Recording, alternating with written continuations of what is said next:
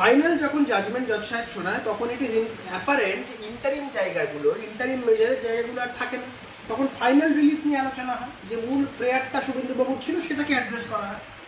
যারা আনন্দ উল্লাস করবেন বলে ভেবে রেখেছেন, যারা আনন্দ করবেন, মাংস ভাত খাবেন, মন দিয়ে শুনুন। 15টা মামলা রাজ্য সরকার যেইগুলো শুভেন্দুবাবুর বিরুদ্ধে করেছিলেন সেগুলোকে সর্বৈব খারিজ করেছে হাইকোর্ট, কোয়াশ করে দিয়েছে। বাদ বাকি 4-5খানা এফআইআর সেগুলোর সেগুলো ইনভেস্টিগেশনের ক্ষেত্রেও রাজ্য সরকারের উপর আস্থা রাখেনি হাইকোর্ট। এসআইটি ফরমেশন করে দিয়েছে, এসআইটি করে বলেছে সিবিআই এবং রাজ্য প্রশাসন তারা যৌথভাবে ইনভেস্টিগেট করবে। রাজ্য প্রশাসনের উপরে আস্থা রাখলে সিবিআইকে নিয়ে জয়েন্টলি সেখানে এসআইটি হতো। তো যারা আনন্দ উল্লাস করছেন তাদের বোঝা উচিত এই লড়াইয়ে জয় শুভেন্দু অধিকারীর হয়েছে।